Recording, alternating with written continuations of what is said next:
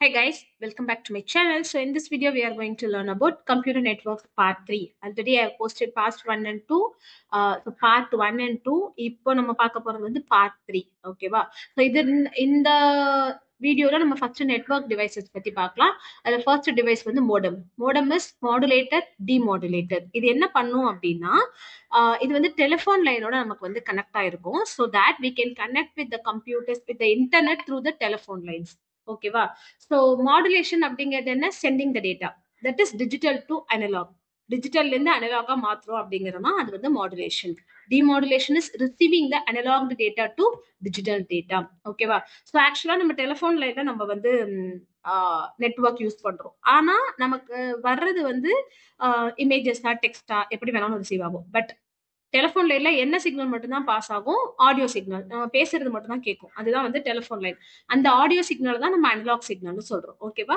And then நம்ம சிஸ்டம்ல use பண்ணும்போது we could see visuals, images வரும், வீடியோ வரும், ஜிஃப் வரும், any type of visuals will come along with audio. Okay, அப்ப அந்த சிக்னல் தான் நம்ம டிஜிட்டல் சிக்னல் சொல்றோம். இப்ப வேவ்ஸ் மாதிரி இருந்தா அது அனலாக் சிக்னல், இந்த மாதிரி இருந்தா அது வந்து digital signal. Okay, so to convert எனக்கு சிஸ்டம்ல ஸ்கிரீன்ல விசிபிள் ஆகுற எல்லாத்தையுமே வெறும் அனலாக் சிக்னலா, அதாவது வெறும் ஆடியோ சிக்னலா கன்வெர்ட் பண்றதுக்கு பேர் தான் மோடம். ஓகே, அதே மாதிரி the same it is doing here also. Audio சிக்னல்ல இருந்து நமக்கு வந்து இந்த மாதிரி டிஜிட்டல் சிக்னலா நமக்கு வந்து கன்வெர்ட் ஆகுது. ஓகேவா? ஸோ மாடுலேஷன் அப்படிங்கிறது என்ன? டிஜிட்டல்ல இருந்து அனலாகா மாத்துறது மாடுலேஷன். அனலாக்ல இருந்து டிஜிட்டலா மாத்துறது demodulation. Okay, so next we have two types of modems: internal modems, external modems. Internal modem அப்படின்னு பார்த்தோம்னா that is fixed with in the computer. எல்லா கம்ப்யூட்டர்லயும் அது ஆட்டோமேட்டிக்கா ஃபிக்ஸ் ஆயிருக்கும். ஓகேவா? ஸோ இதுதான் வந்து இன்டர்னல் மோடம். எக்ஸ்டர்னல் மோடம் அப்படின்னு பார்த்தோம்னா நம்ம வெளியே இருந்து தனியா கனெக்ட் பண்ணிருப்போம். லைக் நம்ம வீட்டுல இருக்கிற நெட்வொர்க் கனெக்ஷன் வச்சிருக்கிறவங்களுக்கு எல்லாம் தெரியும். ஓகே, ஸோ இதுதான் வந்து external modem. Next we have RJ45. RJ45 அப்படிங்கிறது என்னன்னா like it will work like a connector. அது வந்து ஃபுல் ஃபார்ம் வந்து ரிஜிஸ்டர்டு ஜாக். அதுல வந்து ஒரு 8 ஒயர் கனெக்டர் இருக்கும். ஓகேவா? 8 ஒயர் கனெக்டர் நம்ம ஆல்ரெடி எதுல பார்த்திருப்போம்? ட்விஸ்டட் பேர் கேபிள்ல பார்த்திருப்போம். ஓகேவா? ஸோ அந்த மாதிரி ஒரு கனெக்டர் இருக்கும். அது வந்து கம்ப்யூட்டரை வந்து ஈத்தர்நெட்டோட கனெக்ட் பண்றதுக்கு யூஸ் ஆகுது. ஓகே, ஸோ இதுல வந்து 10 Mbps வரைக்கும் நம்மளால டேட்டாவை டிரான்ஸ்ஃபர் பண்ண முடியும். And this is how it looks like. Okay, 8 wire connector.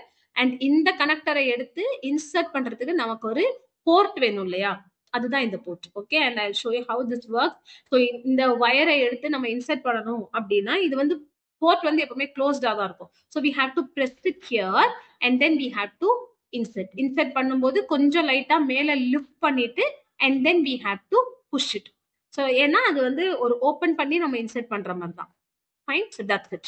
So this is how you have to insert the wire into the port. Okay, so next we have NIC, network interface card. So இது எதுக்கு அப்படின்னா நம்ம வந்து இப்போ ஒரு mobile போனை வந்து நம்ம சார்ஜ் போடணும் அப்படின்னா அந்த சார்ஜுக்குன்னு ஒரு போர்ட் இருக்கும். அதுல தான் அந்த கேபிளை நம்ம கனெக்ட் பண்ணுவோம்.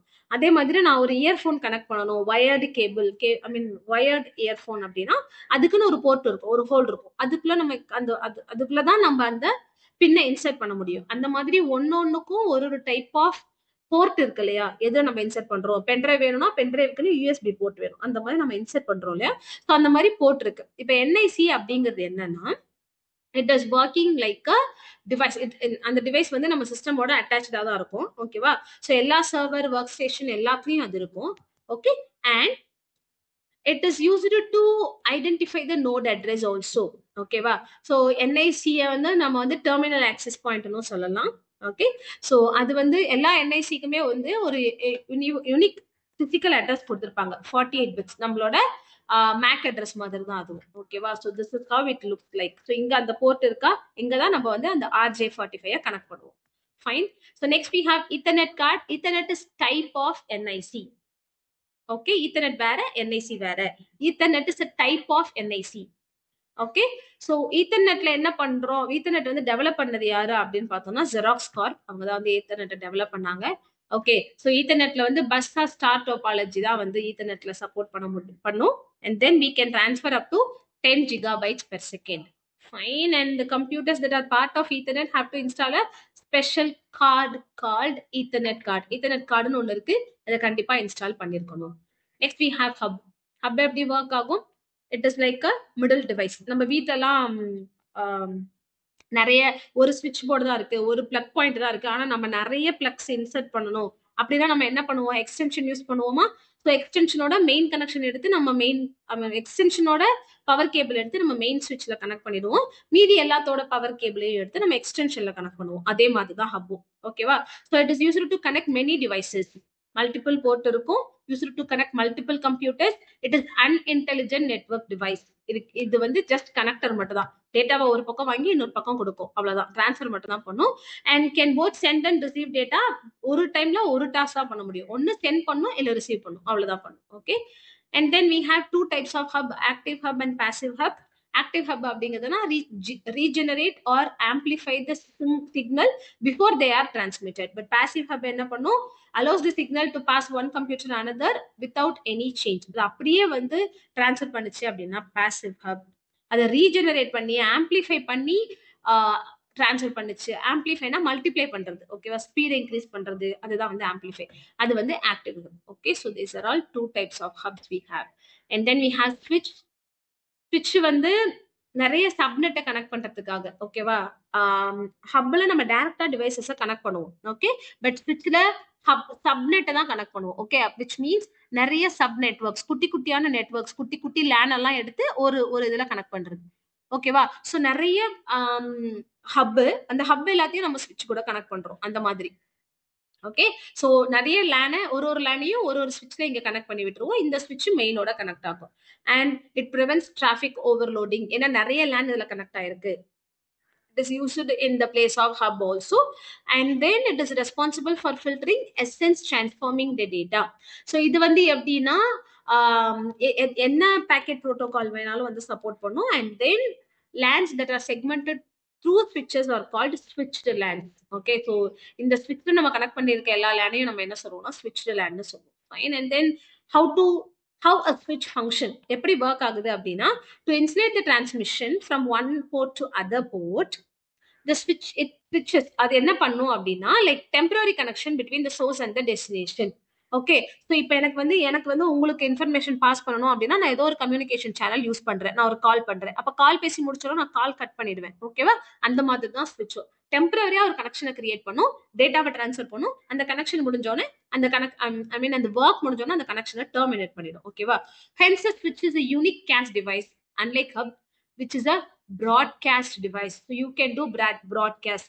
ஒரு டிவைஸ்ல இருந்து எடுத்து நான் 10 டிவைஸ்க்கு கொடுக்குறேன், ஒரு 10 லேனுக்கு கொடுக்குறேன், 10 வேனுக்கு கொடுக்குறேன் அப்படின்னா that is possible using switch. A switch would be like a phone system with a private line in a place of a hub பார்த்தேன். ஸோ இப்பதான் நான் சொன்னேன், நம்ம கால் பேசுற மாதிரி தான். ஓகேவா? ஸோ கால் பேசும்போது as I said in the earlier networking lessons and all, கால் பேசும்போது எப்படி டிரான்ஸ்ஃபர் ஆகும்? கால் ஒரே சர்வருக்கு தான் எல்லா காலும் போகும் நம்ம. ஓகேவா? அப்போ அந்த சர்வர்ல இருந்து யாருக்கு போகணுமோ அதை கரெக்டா அந்த சர்வர் வந்து ரீச் பண்ணுது இல்லையா? Okay. So that is what called as switch. Next we have repeater. repeatersனா என்ன? amplifies or restores the signal. Okay. இப்போ லாங் டிஸ்டன்ஸ் இருக்கு அப்படின்னா எனக்கு ஒரு சைட்ல இருந்து வாங்கி இன்னொரு சைடுக்கு கொடுக்கணும். அப்ப அது ரிப்பீட் பண்றதா தானே அர்த்தம். So that is what call, that is a purpose of repeater. இது வந்து 100 மீட்டர் வரைக்கும் நம்ம வந்து யூஸ் பண்ண முடியும். இதுல 2 டைப் இருக்கு, ஆம்பிளிஃபையர் அண்ட் சிக்னல். ஓகேவா? ஸோ வீக் சிக்னலா வருது அப்படின்னா ரிப்பீட்டர் என்ன பண்ணும்? அது ஆம்பிளிஃபைடு சிக்னலா மாற்றும், ஸ்ட்ராங் சிக்னலா கன்வெர்ட் பண்ணி அனுப்பும். ஓகே. ஸோ ரிப்பீட்டருக்கும் ஹப்புக்குள்ள டிஃபரன்ஸ். ஹப் இந்த மாதிரி இருக்கு, ரிப்பீட்டர் 2 ஸ்விட்ச் தான், இங்க வாங்கி இங்க கொடுக்கும், அவ்வளவுதான். Okay. Next we have bridge. A bridge is a device that lets you link two networks together. 2 different network நம்ம வந்து கனெக்ட் பண்ணணும் அப்படின்னா we are using bridge. ஓகேவா? they can handle networks that follow the same protocol. 2 different network தான், ஆனா protocol என்ன இருக்கணும்? Same protocol தான் அது வந்து ஃபாலோ பண்ணணும். அது வந்து bridge. what if it follows different protocol, we use a router. ரவுட்டரும் அதே மாதிரி டிஃப்ரெண்ட் ப்ரோட்டோகால்ஸ், டிஃப்ரெண்ட் நெட்வொர்க்ஸ் தான் கனெக்ட் பண்றோம். ஆனா இங்க என்ன பண்றோம்? It uses different protocol. ஓகேவா? ஸோ ஒரு நெட்வொர்க்ல இருந்து இன்னொரு நெட்வொர்க் டேட்டாவை டிரான்ஸ்ஃபர் பண்றதுக்கான பொறுப்பு யாருக்குன்னா ரவுட்டருக்கு தான். Okay, and then if the destination is not known to a router, it sends the traffic to another router which knows the destination. எனக்கு அது யார்கிட்ட பாஸ் பண்ணணும் அப்படின்னு தெரியலன்னா நான் போய் இன்னொருத்தட்ட கேட்பேன், இது யார்கிட்ட கொடுக்கணும் எனக்கு தெரியல, இது யாரோட பெண்ணுன்னு தெரியல. ஸோ அவங்க எனக்கு ஹெல்ப் பண்ணுவாங்க. அந்த மாதிரி தான். ஸோ ஒரு ரவுட்டருக்கு தெரியல யாருக்கு அனுப்பணும் அப்படின்னா it will connect to the other router and it will ask for the destination. Okay, இதுல வந்து வயர்ட் வயர்லெஸ் ரெண்டுமே இருக்கு. And then we have gateway. The gateway is a network device that connects dissimilar networks. Okay, so ஒரே type of network இல்லாம வேற வேற network protocols வேற வேற ப்ரோட்டோகால் கனெக்ட் பண்ணதுக்கு தான் நம்ம இங்க ரவுட்டர் ரிப்பீட்டர் பிரிட்ஜ் அதெல்லாம் பார்த்தோம். அது வந்து different protocol but same type of network தான். கேட்வே என்ன பண்ணும், டிஃபரெண்ட் டைப் ஆஃப் நெட்வொர்க்கே நமக்கு வந்து கனெக்ட் பண்ணும். ஓகேவா, திஸ் எஸ்டாப்ளிஷஸ் இன்டெலிஜென்ட் கனெக்ஷன்.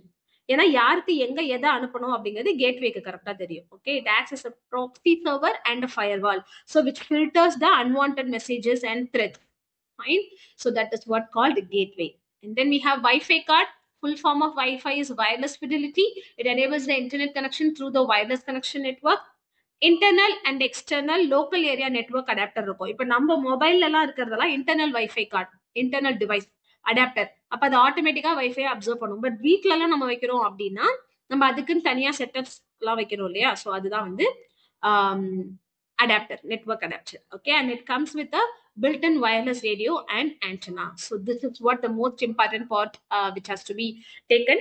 ஏன்னா இங்க வந்து ஒரு ஒரு கேபிளும் எதுக்கு யூஸ் பண்றோம், இது மூணு வயர்ட், இது மூணு வயர்லெஸ். ஓகேவா, ஸோ போன வீடியோல நம்ம வந்து டைப்ஸ் ஆஃப் மீடியா படிச்சிருப்போம், guided media, unguided media. So guided media எப்பெல்லாம் யூஸ் பண்ணணும், அன்கைடட் மீடியா எப்பெல்லாம் யூஸ் பண்ணணும் அப்படிங்கிறதுக்கான டேபிள் இதுதான். Okay, so go through this, take a screenshot and study this. Fine. And then we have network protocol. Protocol அப்படிங்கிறது என்னன்னா set of rules. ஓகேவா, so நம்ம வந்து நெட்வொர்க்ல ஒரு மெசேஜை ஒரு ஒரு இடத்துல இருந்து இன்னொரு இடத்துக்கு டிரான்ஸ்ஃபர் பண்றோம், ஒரு டிவைஸ்ல இருந்து இன்னொரு டிவைஸ்க்கு டிரான்ஸ்ஃபர் பண்றோம் அப்படிங்கும் போது the system has to follow some set of rules. அந்த ரூல்ஸ் தான் நம்ம இங்க என்னன்னு சொல்றோம், புரோட்டோகால்னு சொல்றோம். இதே set of rules to be followed அதை நம்ம வந்து பைத்தான்ல சின்டாக்ஸ்னு சொல்லுவோம். அதே மாதிரி SQL கன்ஸ்ட்ரெயின்ட்ஸ்னு சொல்லுவோம். ஓகே, நெக்ஸ்ட் புரோட்டோகால்ஸ்ல ஃபர்ஸ்ட் ஒன் வந்து HTTP, that is hyper text transfer protocol. அதுதான் அதோட ஃபுல் ஃபார்ம். ஹைப்பர் டெக்ஸ்ட் அப்படிங்கிறது என்னன்னா டிசைனிங் த டெக்ஸ்ட், ஃபார்மேட்டிங் த டெக்ஸ்ட். அதாவது ஒரு டெக்ஸ்ட் நான் கிளிக் பண்ணேன் அப்படின்னா அதுல இருந்து ஒரு லிங்க் போய் எனக்கு ஒரு இமேஜ் ஓப்பன் ஆகும். ஓகேவா, இல்ல நான் வந்து ஒரு சவுண்ட் கொடுக்குறேன் அப்படின்னா அதுவும் it is coming under hyper text. ஓகேவா, ஸோ ஹைப்பர் டெக்ஸ்ட் அப்படிங்கிறது என்ன, லிங்க் பண்றது. ஹைப்பர் டெக்ஸ்ட், ஹைப்பர் லிங்க் ரெண்டுமே லிங்க் பண்றது தான். நான் ஒரு பர்டிகுலர் பார்ட்ல கிளிக் பண்றேன் and I am redirected to another web page ஒரு வெப்சைட் அப்படின்னா அது வந்து ஹைப்பர் டெக்ஸ்ட் இல்ல ஹைப்பர் லிங்க்னு சொல்லுவோம். It is an application level protocol தான். அப்ளிகேஷன் லெவல் ப்ரோட்டோகால்னா எந்த அப்ளிகேஷன் யூஸ் பண்றனோ அந்த அப்ளிகேஷன் பேஸ்டு தான். ஓகேவா, so word, Excel, PowerPoint இது எல்லாத்துலயும் கூட we have hyperlink, hypertext. HTTP protocol consists of two fairly distinct items. என்னன்னு பார்த்தோம்னா web browser, I mean the set of requests from the browser to server. So யாரு respond பண்ணுவாங்க, server வந்து respond பண்ணுவாங்க. So என்னோட கம்ப்யூட்டர்ல இருக்கிற browserனா என்ன, special software which has to be installed in a computer to access the internet like Mozilla Firefox, Google Chrome, Internet Explorer, Apple Safari, இதெல்லாம் தான் browser. ஸோ நான் ஒரு வெப்சைட் ஆக்சஸ் பண்ணணும், ஒரு கூகுள்ல போயிட்டு ஏதோ ஒன்று சர்ச் பண்றேன், எனக்கு நிறைய வெப்சைட்டோட லிங்க் வருது, ஒரு லிங்க் நான் கிளிக் பண்றேன் அப்படின்னா அந்த லிங்க் நான் கிளிக் பண்ண அடுத்த செகண்ட் என்னோட browser அந்த வெப்சைட்டோட சர்வருக்கு ரெக்வெஸ்ட் அனுப்பும். அப்ப அந்த வெப்சைட்டோட சர்வர் என்ன பண்ணும், என்னோட சிஸ்டமோட குவாலிட்டியை செக் பண்ணிட்டு, அதாவது அது கரெக்டானது தானா அப்படின்னு என் சிஸ்டம் செக் பண்ணிட்டு அதுக்கப்புறம் அந்த சர்வர் வந்து எனக்கு ரெஸ்பாண்ட் பண்ணும். எப்படி ரெஸ்பாண்ட் பண்ணணும், என்ன சொல்லணும், அதாவது இப்ப நான் அந்த ஸ்கிரீனை வந்து பார்க்கணும்னு நினைச்சேன், அந்த பேஜ் நான் வந்து ஓப்பன் பண்ணணும்னு நினைச்சேன்னா அந்த பேஜ் எனக்கு வந்து ஓப்பன் பண்ணி கொடுக்கும். ஓகேவா, so next we have HTTPS, that is hypertext transfer protocol secure. ஓகேவா, ஸோ சில வெப்சைட்ஸ் நம்ம பார்த்தோம்னா அது வந்து S ஓட இருக்கும் and then you could see a lock symbol along it, which means those are protected. அதுல என்ன புரோட்டோகால் யூஸ் பண்றோம்னா SSL and TLS, இதுதான் அங்க யூஸ் பண்ற புரோட்டோகால். ஓகே, ஸோ HTTP என்ன பண்ணும், என்கிரிப்டட் மெசேஜ் தான் வந்து ஃபார்வர்ட் பண்ணும், டைரக்டா மெசேஜ் அப்படியே ஃபார்வர்ட் பண்ணாது. என்கிரிப்டட் மெசேஜஸ், தட் இஸ் வாட்ஸ்அப்ல நம்ம பார்த்திருப்போம், messages sent here are end to end encrypted. அப்ப என்ன அர்த்தம், நம்மளோட மெசேஜ் வந்து மெசேஜா சென்ட் ஆகாம ஏதோ ஒரு கோடா கன்வெர்ட் ஆகி போகுது. அப்ப யாரால மட்டும்தான் அந்த கோடை டீகோட் பண்ண முடியும்? ஒன்லி டெஸ்டினேஷன்ல இருக்கிற சிஸ்டமால மட்டும்தான் அதை வந்து டீகோட் பண்ண முடியும். ஓகேவா? ஸோ இந்த மாதிரி நம்ம வந்து சென்சிட்டிவ் டேட்டாஸ் டைப் பண்றோம். என்னோட பர்சனல் டீடைல்ஸ், என்னோட கிரெடிட் ஐ மீன் என்னோட பேங்க் டீடைல்ஸ், அந்த மாதிரிலாம் நான் வந்து பர்சனல் டீடைல்ஸை வந்து ஃபீட் பண்றேன் ஏதாவது ஒரு வெப்சைட்ல, ஏதாவது ஒரு ஃபார்ம் ஃபில் பண்றேன் ஆன்லைன்ல. அந்த மாதிரி டைம்ல we should make sure that whether it has HTTPS or not, that is secured பேஜா இருக்கா இல்லையா அப்படின்னு நம்ம செக் பண்ணணும். So next, this is how the HTTP and HTTPS differs. HTTPS ரெண்டும் ஒரே விஷயம் தான் பண்ணுது. ஓகேவா? பட் HTTPல it's not a secured connection. நம்ம டைப் பண்ற இன்ஃபர்மேஷன் எல்லாமே யார் வேணாலும் எப்ப வேணாலும் நம்மளோட சர்வர் ஓபன் பண்ணி படிச்சுக்கலாம். பட் இங்க வந்து இட் இஸ் என்கிரிப்டட். ஓகேவா? So no one can access the data which is being entered on the website. ஓகேவா? Next we have FTP, file transfer protocol. ஓகேவா? ஸோ இது எதுக்கு அப்படின்னா, நம்ம வந்து த்ரூ த இன்டர்நெட் நம்ம ஏதாவது ஃபைலை ட்ரான்ஸ்ஃபர் பண்றோம் அப்படின்னா அதுக்கான ஸ்டாண்டர்ட், அதுக்கான ப்ரொசீஜர்ஸ் தான் வந்து எஸ்டிபி. எப்படி ஃபார்வர்ட் பண்ணணும் அப்படிங்கிறதுக்கு தான். ஓகேவா? ஸோ ஒரு நெட்ஒர்க்ல இருந்து இன்னொரு நெட்ஒர்க்கை ஃபார்வர்ட் பண்ணும்போது FTP is useful and it is an effective way to get a geographically dispersed group to cooperate on a project. ஒரே ப்ராஜெக்ட்ல நிறைய பேர் நிறைய இடத்துல இருந்து ஒர்க் பண்றாங்க அப்படிங்கும்போது FTP is used. And it is a potent and popular way to share information over the internet. Fine. And then இது எப்படி ப்ராசஸ் ஆகுது அப்படின்னு பார்த்தோம்னா கிளைண்ட் சர்வர் ப்ராசஸ் தான். So you can download, you can upload, you can delete, you can rename the file, யார் வேணாலும் பண்ணலாம். ஓகேவா? ஸோ அதுதான் வந்து FTPயோட ஒர்க். ஏன்னா it is shirt among the users. Okay. So next we have TCP/IP, that is Transmission Control Protocol and Internet Protocol. Okay va? So basic communication protocol of the internet எது அப்படின்னு பார்த்தோம்னா TCP/IP தான். Okay. So sending endல வந்து TCP என்ன பண்ண device the whole message into smaller units known as segments. And இந்த segment எல்லாத்தையும் ஒரு வந்து சீக்வன்ஸ் நம்பரை செட் பண்ணி அது வந்து ரீஆர்டர் பண்ணி and then it is sending it to the other device.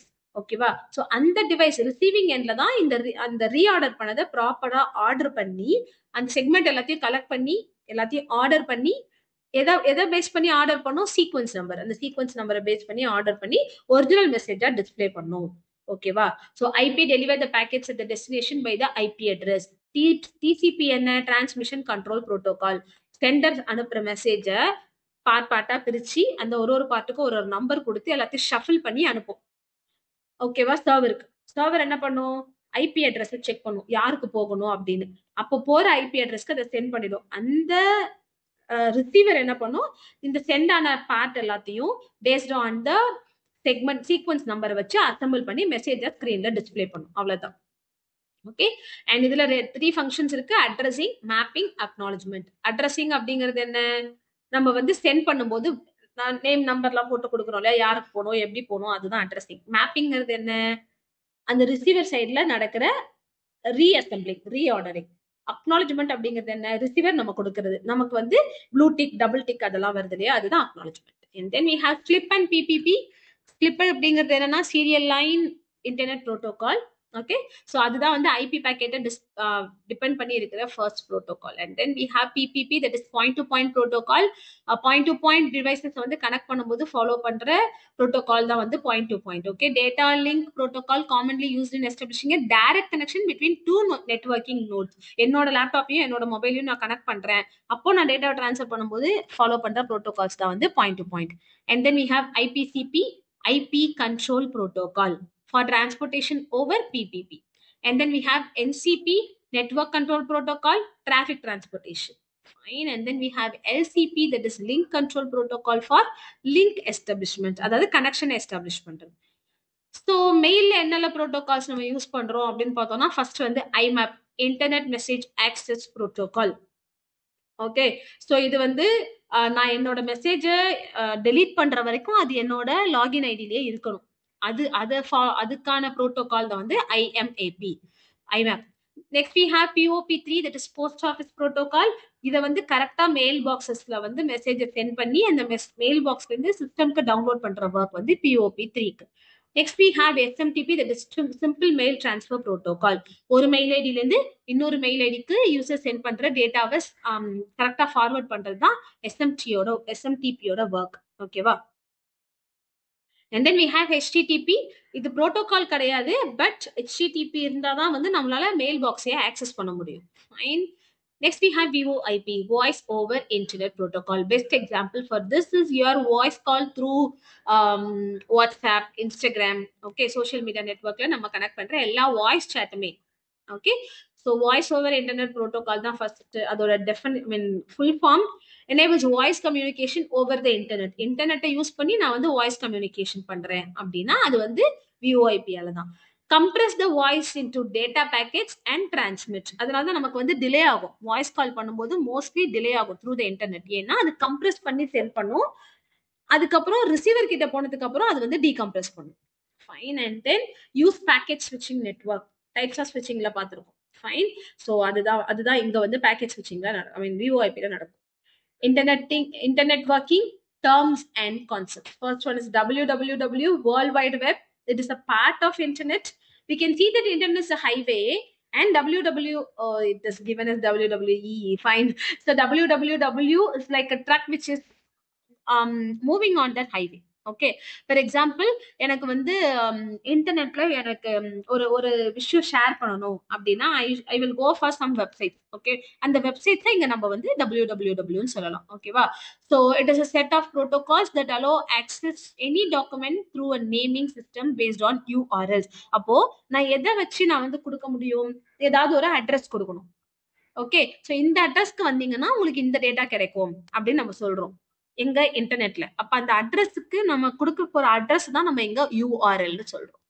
Okay, so www attributes. First one is user friendly, ஈஸியா ஆக்சஸ் பண்ணிக்கலாம். எனக்கு இப்போ கூகுள் ஏதாவது சர்ச் பண்ணணும் அப்படின்னா எனக்கு யாரும் சொல்லிக் கொடுக்கணும்னு அவசியம் இல்லை. ஸோ நான் வந்து கூகுள் ஆப் ஓப்பன் பண்ணிட்டு I can simply search it and I will get just keywords are enough. Okay, அதுக்கப்புறம் மல்டிமீடியா டாக்குமெண்ட்ஸ். நம்ம வெப்சைட்ல வந்து it is not like that we can see only the text. we can watch videos, we can even play games, online games, shopping பண்றோம். ஓகேவா? So இவ்வளோவும் நம்மளால www-ஆல மட்டும் தான் பண்ண முடியுது.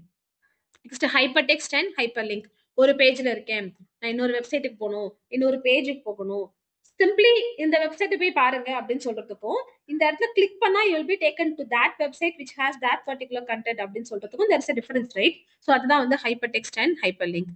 Next it is interactive. எப்படி இன்டராக்டிவ்னு சொல்றோம்? நம்மளோட சோஷியல் மீடியா சைட்ஸ் நம்ம மெசேஜ் ஆன்லைன்லயே டைப் பண்ணிக்கலாம். ஓகே, டேட்டா டிரான்ஸ்ஃபர் ஆகும். And then shopping sites. So shopping sites open பண்ணேன்னா எனக்கு ஒரு விஷயம் காட்டும். நான் அதில் போய் வேற ஏதாவது சர்ச் பண்றேன், எனக்கு இப்போ ஒரு கீபோர்டு வேணும், நான் கீபோர்டு சர்ச் பண்ணேன்னா வெறும் கீபோர்ட் ரிலேட்டட் கண்டென்ட் மட்டும் கொடுக்கும். That is what we are calling as interactive. We are talking to the websites and those websites are responding to us. Okay, and then we have frames. Frames are nothing but where to place which one. Suppose இப்போ நான் ஒரு website create பண்றேன், அதுல எங்க என்னோட text இருக்கணும், எங்க என்னோட இமேஜ் இருக்கணும், வேற பேஜுக்கான லிங்க் எங்க இருக்கணும், அதெல்லாம் செட் பண்றது தான் frames. Okay, so these are all the attributes of www. நெக்ஸ்ட் we have telnet. telnet அப்படிங்கிறது என்ன? ரிமோட் கம்ப்யூட்டர்ஸை ஆக்சஸ் பண்றது. ரிமோட் கம்ப்யூட்டர்னா நமக்கும் அந்த சிஸ்டம்க்கும் கனெக்ஷனே கிடையாது. எந்த வயர்லெஸ் கனெக்ஷனோ எஸ்டாப்ளிஷ் பண்ணவே இல்லை. பட் ஸ்டில் நான் அந்த டிவைஸை ஆக்சஸ் பண்றேன் அப்படின்னா that is what call remote connection. Okay, so we have so many special softwares for those. அதை வந்து ரெண்டு சிஸ்டமும் இன்ஸ்டால் பண்ணிக்கணும். Both the system has to be connected to the internet. அது ஒன்று தான். ஓகேவா? ஸோ இப்போ வந்து என்னோட சிஸ்டமை நீங்க ஆக்சஸ் பண்ண முடியும். என்னோட டெஸ்க்டாப், என்னோட சிஸ்டம் ஃபுல்லா தேவை நீங்க உங்க ஸ்கிரீன்ல பார்க்க முடியும். ஓகேவா? So that is what call Telnet. And then we have web browser and web server. Web browser நான் ஆல்ரெடி சொன்னேன், ஸ்பெஷல் சாஃப்ட்வேர். ஓகேவா?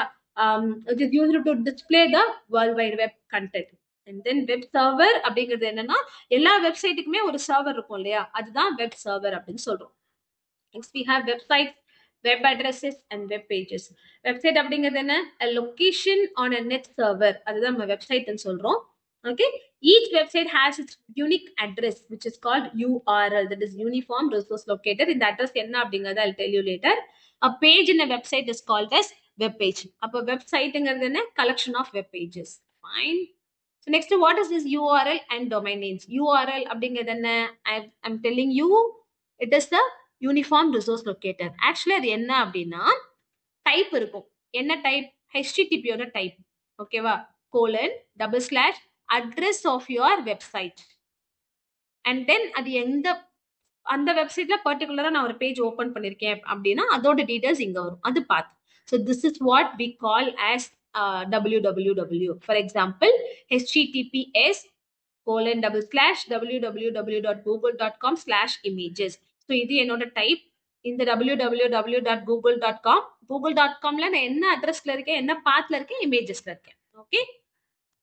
So this is URL and here we have protocol and இது subdomain, இது domain name and then இது TLD.